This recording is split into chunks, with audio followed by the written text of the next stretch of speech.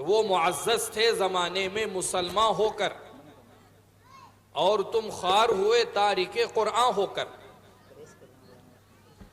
یہ اقبال مرحوم کا ایک ایسا ان کی صلاحیت ہے کہ ایک شعر میں امت کی تاریخ کو جمع کر دیتے ہیں۔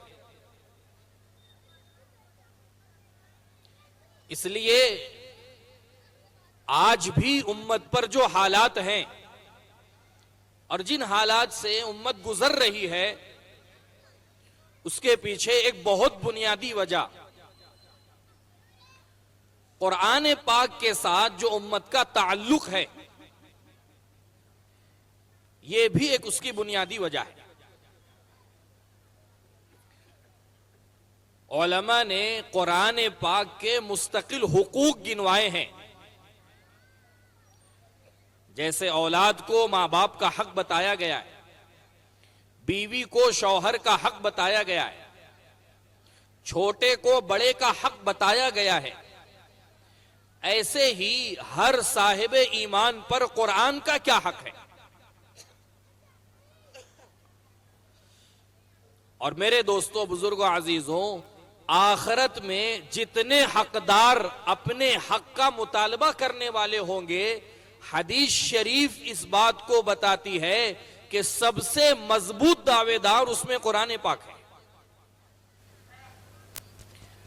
آپ علیہ الصلوۃ والسلام نے فرمایا کہ یہ ایسا سفارش کرنے والا ہے جس کی سفارش اللہ کے یہاں مقبول ہے، اور ایسا جھگڑا کرنے والا ہے جس کا جھگڑا بھی اللہ کے یہاں تسلیم کر لیا گیا ہے۔ اس لیے ختم قرآن کے موقع پر جو دعا ہے اس کے الفاظ ہے کہ وَجَعَلْهُ لَنَا شَافِعًا وَمُشَفَّعًا، کہ آپ اس کتاب کو ہمارے حق میں سفارشی بنائیں۔ اس لیے کہ علماء فرماتے ہیں دنیا میں چاہے ہر کسی کو مقدمات کا سامنا نہ کرنا پڑے، لیکن آخرت ایک ایسی جگہ ہے وہاں ہر کسی کو عدالت کا سامنا کرنا ہے۔ وہاں تو مرسلین سے بھی اللہ کے یہاں پوچھے، فَلَنَسْأَلَنَّ الَّذِينَ أُرْسِلَ إِلَيْهِمْ وَلَنَسْأَلَنَّ الْمُرْسَلِينَ، کہ وہاں کی عدالت سے کوئی بچ نہیں سکتا ہے۔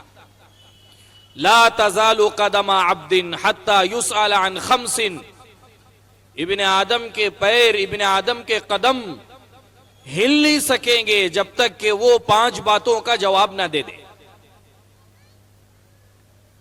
کہ یہ بات ممکن ہے کہ دنیا میں ہر کسی کو مقدمے کا، ہر کسی کو کورٹ کچہری کا سامنا نہ کرنا پڑے، لیکن آخرت ایک ایسی جگہ ہے وہاں ہر کسی کو اللہ کی عدالت میں پیش ہونا ہے،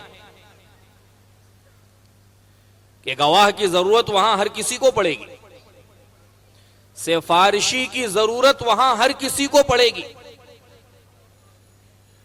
یہ جو سرپرست ہیں جنہوں نے اپنے بچوں کو یہاں تک پہنچنے میں تعاون کیا ہے اور جن کے بچے آج حافظ قرآن بنے ہیں، انہوں نے اپنے بچوں کو صرف حافظ نہیں بنایا ہے بلکہ ایک مضبوط سفارشی اپنے لیے آخرت میں مقرر کر لیا ہے۔ تو میں یہ کہہ رہا تھا کہ قرآن پاک بھی آخرت میں اپنے حق کا مطالبہ کرے گا۔ کیا حق ہے قرآن کا؟ علماء فرماتے ہیں سب سے پہلا حق قرآن پاک کا قرآن پر ایمان کا لانا ہے۔ یا ایھا الذین آمنوا آمنوا باللہ ورسولہ والکتاب الذی نزل علی رسولہ، کہ جس درجے کا فریضہ اللہ پر ایمان کا لانا ہے، پیغمبروں پر ایمان کا لانا ہے، اسی درجے کا فریضہ اللہ کی کتابوں پر ایمان کا لانا ہے۔ کہ قرآن پر ایمان لانے کا کیا مطلب ہے؟ علماء فرماتے ہیں قرآن پر ایمان لانا صرف یہ نہیں ہے کہ اس کو اللہ کی طرف سے نازل شدہ کتاب تسلیم کیا جائے، بلکہ قرآن پاک پر ایمان کے لانے کا مفہوم یہ ہے کہ اس کو اللہ کی طرف سے نازل شدہ کتاب یقین کرنے کے ساتھ ساتھ جو کچھ اس کتاب میں ہے وہ ساری چیزوں پر عملی طور پر ہمارا اپنا عمل ہو. اس لیے ایمان میں علماء نے دو چیزیں ذکر کی ہے، اقرار باللسان، تصدیق بالقلب، کہ جتنا ضروری زبان سے اس بات کا اقرار کرنا ہے کہ یہ اللہ کی کتاب ہے، ایسے ہی اس میں نازل شدہ احکامات کی دل سے تصدیق بھی اسی درجے کا ایمان مطلوب ہے. اس لیے عبداللہ بن مسعود رضی اللہ تعالیٰ عنہ نے ایک صاحب کو غیبت کرتے ہوئے دیکھا، فرمایا کہ اس شخص کا قرآن پر ایمان ہی نہیں ہے، اس لیے کہ یہ قرآن کی حرام کردہ چیز کو حلال کر رہا ہے. کہ ہم اگر یہ کہہ رہے ہیں کہ میرا قرآن پر ایمان ہے اور زندگی قرآن کے احکامات کے خلاف ہے تو پھر میرا ایمان قرآن پر ناقص ہے، نامکمل ہے، ادھورا ہے. ابھی بچوں نے پروگرام میں ایک مکالمہ پیش کیا سود کی حرمت پر، سود کی مذمت پر، اس کی نئی نئی شکلیں جو ہمارے اپنے معاشرے کے اندر پیدا ہو رہی ہے. اگر میرا اپنا ایمان قرآن پر ہوتا تو قرآن نے کسی بڑے سے بڑے گناہ پر یہ دھمکی نہیں دی کہ اس شخص کا اللہ سے اعلان جنگ ہے سوائے سود خور کے کہ یہ اتنا بڑا جرأت مند ہے اور یہ اتنے بڑے درجے کا گنہگار ہے کہ اس کا تو اللہ سے اعلان جنگ ہے. فَإِن لَّمْ تَفْعَلُوا فَأْذَنُوا بِحَرْبٍ مِّنَ اللَّهِ وَرَسُولِهِ.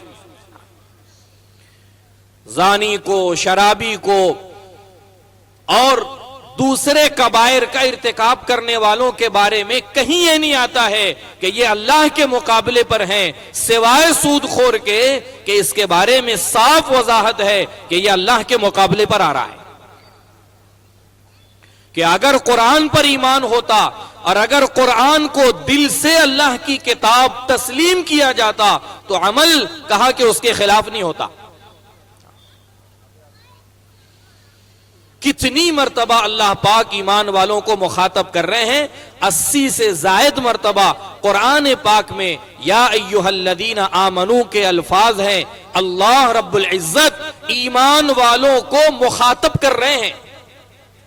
عبداللہ ابن مسعود رضی اللہ تعالیٰ عنہ فرماتے تھے میں جب اس آیت پر، اس جملے پر پہنچتا ہوں متوجہ ہو جاتا ہوں کہ اب یا تو میرے اللہ کسی کام کے کرنے کا حکم دیں گے یا کسی بات سے مجھ کو منع کریں گے. معمولی چیز نہیں ہے.